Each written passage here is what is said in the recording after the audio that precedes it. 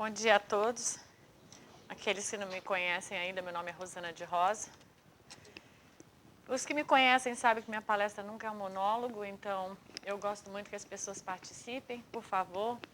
Eu acho que a participação com perguntas e que a gente trocando ideias e experiências sobre o tema sempre enriquecem a possibilidade da gente estar mergulhando ainda mais no assunto que a gente vai falar hoje. E o tema é resiliência. Alguém sabe o que é resiliência? Todo mundo. Então, hoje nós vamos juntos discutir um pouco sobre o que significa resiliência, né? Então, eu achei que valia a pena trazer a parte primeiro da explicação do que é a palavra.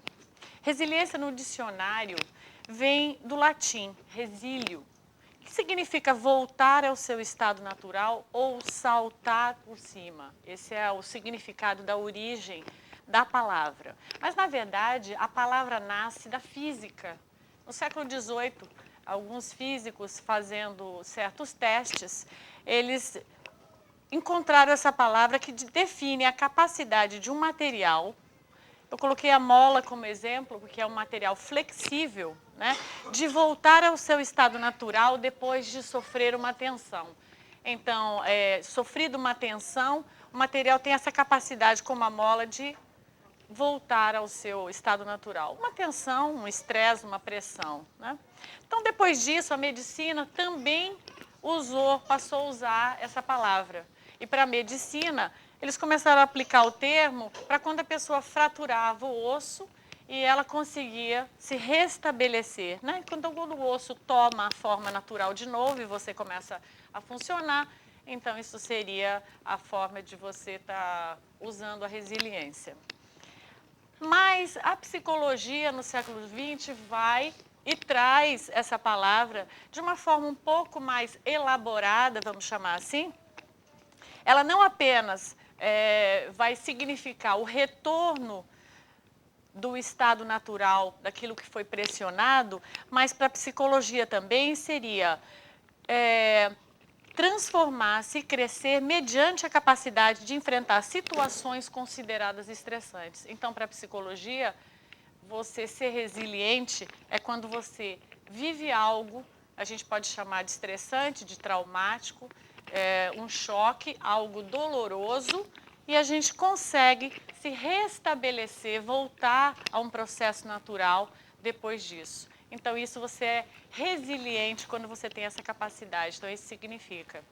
E para o espiritismo, né, nós continuando na explicação da nomenclatura, para o espiritismo, ele abarca tudo que a psicologia traz sobre essa questão da palavra, mas com uma visão um pouco mais ampla, ele coloca resiliência, o ser resiliente, ele acolhe a sua realidade, ele acolhe o acontecimento que ele viveu, que ele experimentou, ele entende a necessidade desse desafio, né, ele entende por que ele está passando isso, ou se ele não sabe exatamente o porquê, ele entende a necessidade de ser desafiado e ele aproveita como um processo para a sua evolução aquilo que ele aprendeu. Então, isso significaria, nós estamos amarrando aí física, né, ciência, com psicologia e espiritismo numa mesma palavra que significaria resiliência. Se a gente olhar na literatura do espírita, a gente vai ver muita palavra resignação. Então, quando surge a resiliência, já vem bem depois do nascimento do espiritismo. Então, para o espiritismo, a ressignificação ou resignação tem muito a ver com a resiliência.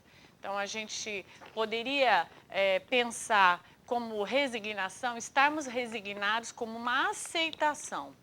A resiliência entra como uma aceitação, mas tendo um proveito daquilo que você aprendeu. E não apenas aceitando, essa é a vontade de Deus, o que eu estou vivendo, e eu apenas aceito.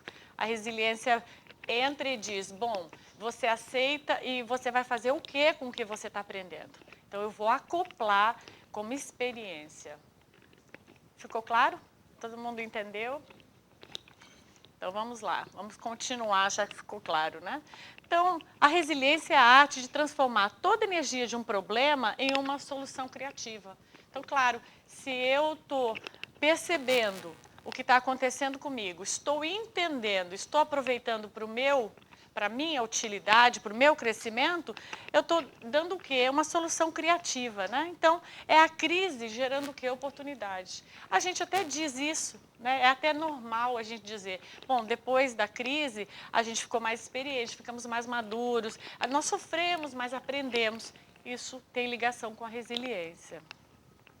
Eu trouxe assim alguns exemplos de pessoas resilientes para que vocês só pudessem relembrar. Vocês devem conhecer Maria da Penha. Quem não conhece, Maria da Penha é brasileira, né? Ela sofreu, ela dormindo, o ex-marido atirou nela, ela estava dormindo de costa e ela ficou paralítica.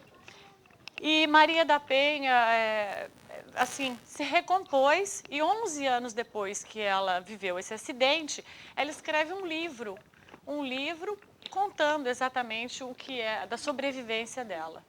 E é tamanha a repercussão do que ela escreveu que a lei do Brasil foi alterada, que chama a Lei Maria da Penha, em função desse exemplo dela ter vivido esses maus tratos. Então, as mulheres passaram a terem direitos maiores em relação aos abusos domésticos em função da Maria da Penha. Então, após isso, Maria da Penha passa a dar palestras em todo o Brasil, ela passa a dar palestras internacionais, levando o que para as mulheres? Um incentivo, mulheres que sofreram abusos, mulheres que sofreram algum tipo de violência, né? E isso faz com que a repercussão seja tão grande na vida dela, que ela criou uma fundação que chama Maria da Penha, que existe, ela é a presidente até hoje, e que a fundação tem o objetivo de dar esse suporte a mulheres que passam por situações mais ou menos semelhantes, né? Então, isso é uma prova de resiliência. Ela vive algo extremamente doloroso, né?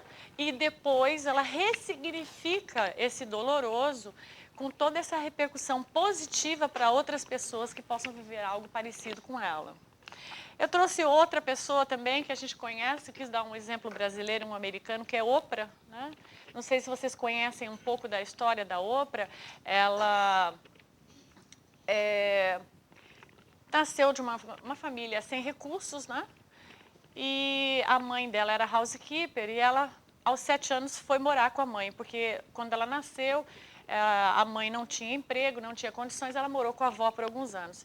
E aos 7 anos ela vai morar com a mãe na casa que a mãe trabalhava.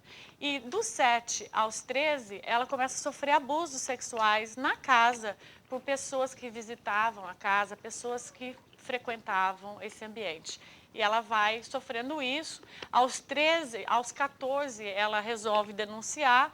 Ela é internada num local para que abafasse a situação. E 1 ano depois, ela consegue sair desse local juvenil, né, que ela foi internada, e ela vai morar com o pai. E a vida dela começa a ter uma outra repercussão. Ela sai desse local juvenal, fica uns anos, ela chama de promiscuidade, ela não fala exatamente que tipo que ela faz, mas ela vive meio uma adolescência largada nas ruas. E depois de, acredito, 2 anos, ela vai morar com o pai e a vida dela começa a tomar outro rumo. Esse pai ajuda muito que ela seja quem ela é, que o melhor dela venha à tona.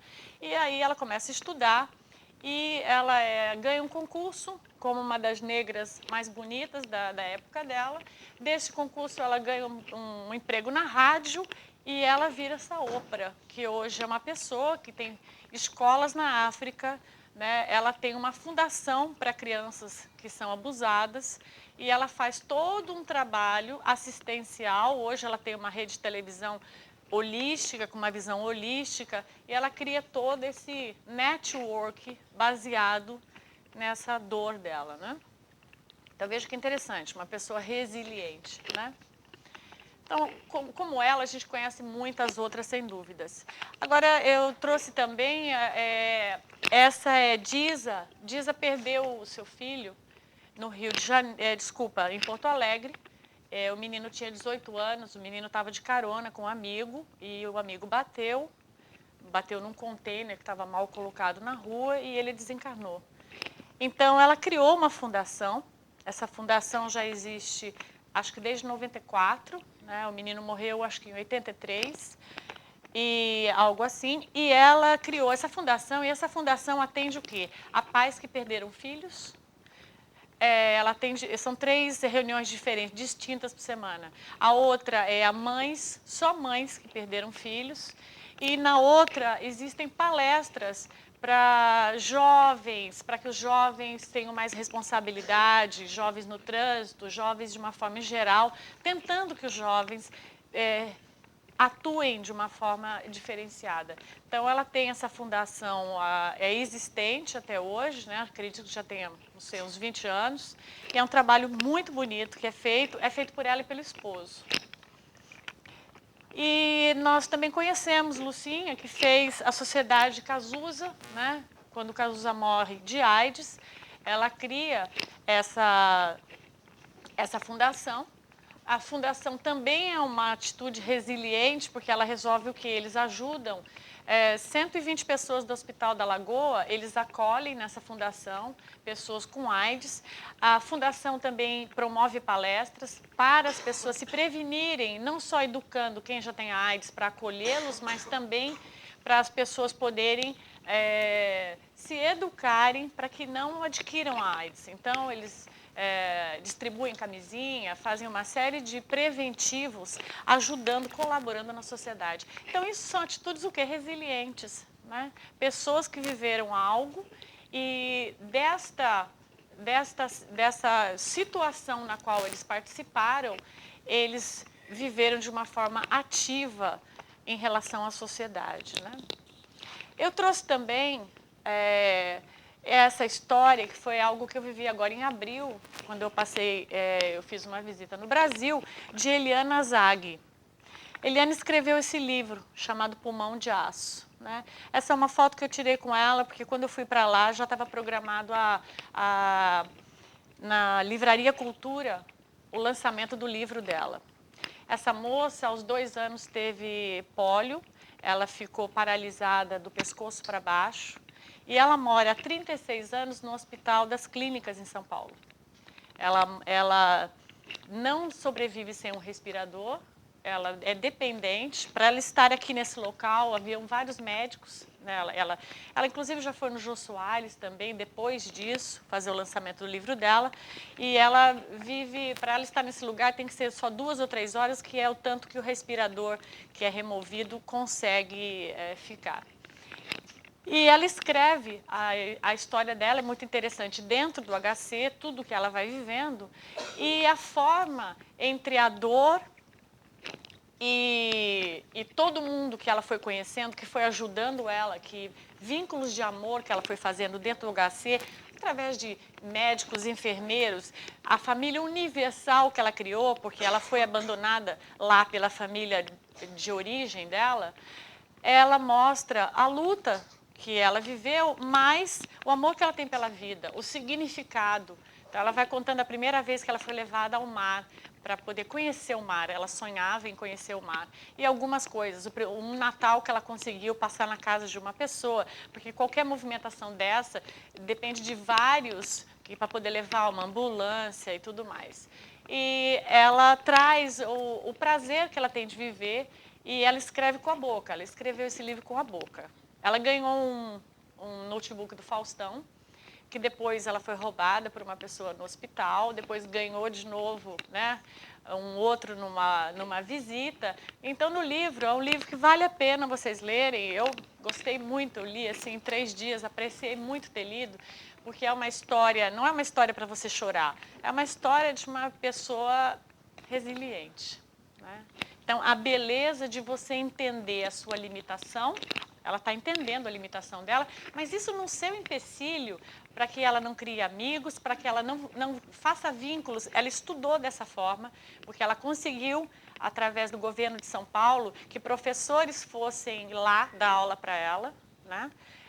ela é a única sobrevivente nesse número de anos, porque eles dizem que essa doença, a criança às vezes dura entre 15 e 18 anos.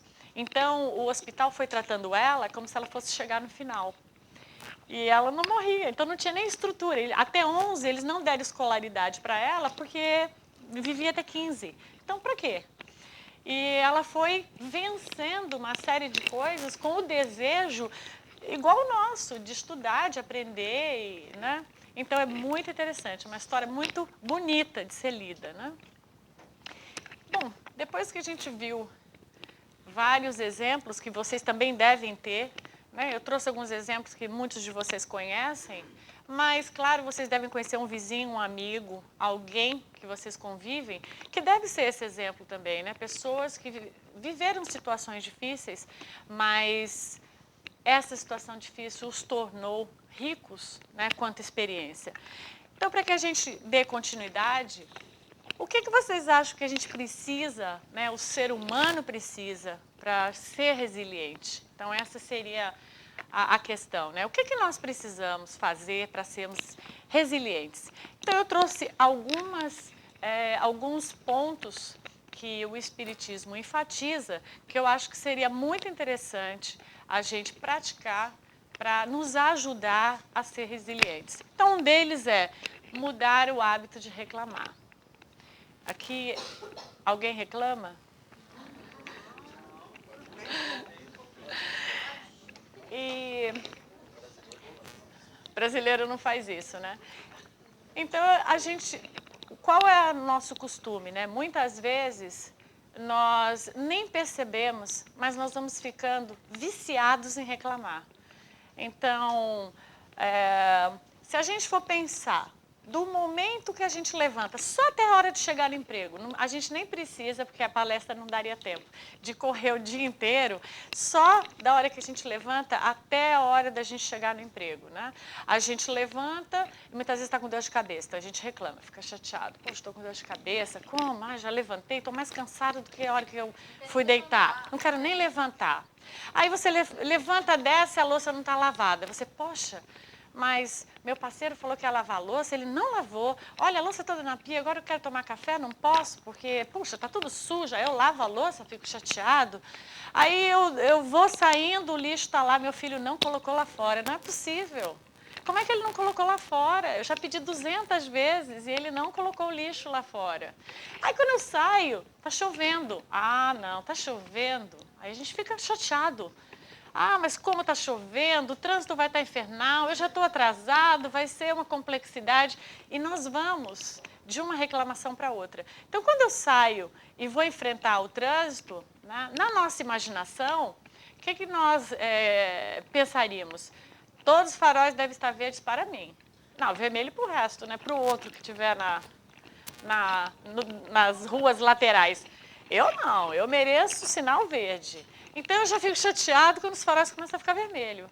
Poxa, vermelho, fechou outra vez, não é possível, eu estou atrasado. Meu chefe vai reclamar, eu vou ouvir quando chegar lá.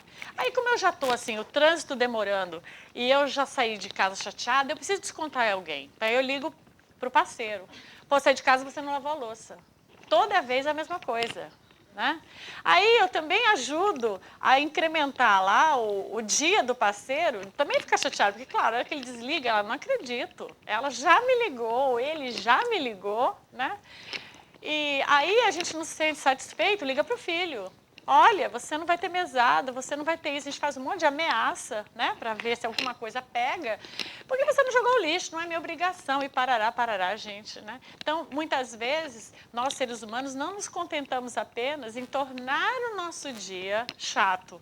A gente quer ajudar que o dia do outro também seja chato, porque alguém tem que estar comigo nessa complexidade. E aí vai, né? Agora, natural, se o dia tinha vindo para ser algo positivo, se eu ia levar o dia para aprender alguma coisa nova no meu trabalho, porque eu vou me interagir com meus colegas, ou meus subalternos, ou meus chefes, não importa que tipo de trabalho. Se eu ia viver algo novo e agradável, eu já comprometi uma grande parte dessa possibilidade. Porque, claro, eu vou chegar no emprego, eu estou chateado, e muitas vezes eu posso ter tendência de reclamar e ter uma atitude negativa com as pessoas que trabalham comigo. Não, isso não, depois. Claro, eu já estou contaminada. Então, reclamar, nós levamos como se fosse algo natural. Mas reclamar nos afeta imensamente a qualidade de vida. Porque não conseguimos ter uma boa qualidade de vida como reclamando. Né? Então, reclamando faz com que a gente se contamine o tempo inteiro com aquilo que a gente ouve, que nós mesmos falamos. Nós falamos, né? Não é o outro. E, automaticamente, a gente percebe o quê? Que reclamar, a reclamação é um sofrimento improdutivo. Porque o que adianta? Eu fiquei chateada porque eu levantei, não mudou nada. Eu fiquei chateada porque isso, não mudou nada. Se eu pretendo ter uma atitude educativa, claro, quando eu chegar em casa, eu vou conversar com meu filho, eu vou conversar com meu parceiro, puxa, você precisa me ajudar, vamos nos reunir, vamos ver de que forma isso vai acontecer. Mas não dessa forma de reclamar. Né? E nós vamos criando esse hábito. Esse hábito vai ficando constante e nós, de uma forma ingênua, achamos que isso não vai ter consequência. E a consequência, ela vem. Qual é a consequência? Automaticamente, um dia atrás do outro, isso vai me deixando o quê? Eu vou ficando deprimido, eu vou ficando perdido, eu fico revoltado, ninguém me escuta, ninguém faz o que eu falo, algumas pessoas até dizem isso. Ninguém me escuta, Rosana. A pessoa não me escuta. Eu falo 10 vezes para ele, não adianta. Então, muitas vezes, a forma como a gente passa a mensagem de reclamação não é uma forma eficaz. Né? Mas reclamar é fácil, como a gente diz. Né? Então, isso vai atingindo o quê? A minha vontade de viver. Minha vida começa a ficar comprometida. Começa a ficar chato, começa a não ficar gostoso, nem sequer conviver comigo. Então, isso vai sendo o primeiro step de possibilidade, porque quando, ao invés de reclamar, eu começo a ressignificar o que vai acontecendo comigo todos os dias e pensar, eu, com essa visão da imortalidade do espírito, tenho capacidade de entender que reencarnei para ser desafiada. Todos nós aqui reencarnamos para sermos desafiados, está tudo bem? Não, meu colar é bacana, nada pode mudar. Eu ganhei. Quem me deu está até presente. Resolveu? Meu colar não mexa nele. Então faz com que a forma como a gente vai nos habituando a enfrentar o nosso dia esteja totalmente desconectado na nossa realidade. Porque a nossa realidade é entender que a gente reencarnou para ser desafiado. Qual é o objetivo da reencarnação? Para nós que olhamos com toda essa visão espiritual, sermos desafiados. E a gente vai tendo o quê? Essa ideia um pouco até infantil de que esperando que a vida não tenha problemas. Então a gente tem assim, a gente fica permanecendo nessa busca de zero problema, porque eu tenho tolerância zero para problema. E o problema a gente pode até mudar a palavra, eu gosto mais de desafio. O desafio, ele existe para que a gente possa evoluir, que a gente possa crescer. E eu faço o quê? Eu nego o tempo inteiro o desafio, porque eu não quero. Me afasta. Não, você vai vir me contar problema? Não, nem me conta. Eu olho, é fulana? Não quero nem ouvir. Não, eu já sei, ela vai reclamar.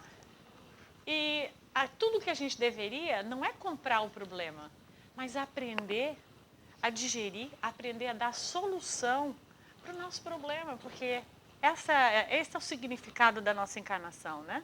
Então, tendo dificuldade de aceitar o quê? Que os desafios são transtornos do dia a dia.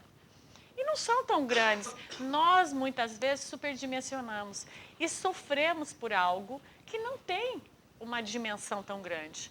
Né? Se a gente for pensar, não é tão terrível estar tão calor lá fora. A gente tem ar-condicionado no carro, mas a gente reclama. Está muito quente, está insuportável, insuportável. Aí está chovendo. Não, pelo amor de Deus, está chovendo, é horrível. Sim, mas põe uma sombrinha no seu carro, pensa numa solução. Uma sombrinha dentro de casa, uma sombrinha no seu carro, uma sombrinha no emprego, não sei. Você tem tanto problema com chuva, né? E nós reclamamos, porque vai vir o furacão, porque tem muito vento, porque não tem vento, né? E temos dificuldade de perceber e aceitar que são movimentos naturais, né? Nós vivemos nesse universo, planeta Terra, nesse planeta Terra. tem vento, tem chuva, faz parte dessa configuração da formação do planeta. E a única coisa que a gente tem é que aproveitar o que vem de graça. Porque, na verdade, nós não estamos fazendo nada nem para chover, nem para fazer sol. Nós estamos apenas usufruindo daquilo que acontece com a gente. Então, cabe a nós fazermos o quê? Escolhemos o que nós vamos querer das adversidades que nós vivemos no dia a dia. Nós vamos querer que seja transformado em sofrimento, ou nós vamos transformar os desafios que a gente vai vivendo diariamente em instrumentos de crescimento. Eu posso olhar aquele lixo que meu filho não jogou e pensar, puxa, meu filho não jogou o lixo de novo. Eu preciso atenuar, eu preciso voltar lá e conversar de novo com ele. Está precisando de um reforço na responsabilidade do meu filho. Então, cabe a mim, a minha mãe, a mim pai, que seja, né, a mim educador, a pessoa que é o educador, ir lá e reforçar isso no meu filho. Que bom, eu vou ter essa oportunidade, vou fazer isso. Cabe a nós, seres humanos, entendermos que ele está na adolescência. A adolescência é uma fase difícil, não é difícil para os pais, difícil para os garotos, né? Porque é uma fase de transição. Então, se ele está numa fase da adolescência, nós sabemos que não é eterna, vai passar, ele vai se transformar num adulto. Então, cabe a nós, nessa fase da adolescência, estarmos ali presentes, educando, reestimulando, lançando valores morais, lançando valores educacionais para que ele funcione bem na sociedade. Mas é apenas um olhar que vai mudar. Ou cabe transformar isso num sofrimento. Pelo amor de Deus, meu filho é adolescente, isso é insuportável, né? E isso é uma transição para todo mundo que é pai e mãe, ter um filho um dia adolescente. Bom, uma outra parte que seria muito interessante que o Espiritismo traz é a flexibilidade. Quando nós somos flexíveis, nós temos mais facilidade de sermos resilientes. Então, o sofrimento ele vai variar de acordo com a nossa percepção e com o sentido que damos à situação. O sentido que a gente dá à situação é a nossa possível flexibilidade. Quando somos flexíveis, entendemos que o outro também não é perfeito. Entendemos que o outro pode não estar no melhor dia dele, né? Entendemos as fases que ele vive, como as que eu vivo, né? Eu estou numa idade que todas as minhas amigas andam de leque. Todas as minhas amigas. Então, são reuniões com ar-condicionado a 72, porque muitas pessoas estão na menopausa. Então, faz parte, né? Então, nós temos que entender, vamos abaixar o ar, porque todo mundo vai chegar. As amigas mais ou menos de idade parecida, todo mundo vivendo algo parecido. A mesma coisa quando você tem criança. Você tira tudo de cima da mesa, a visita vai chegar com crianças, as crianças mexem.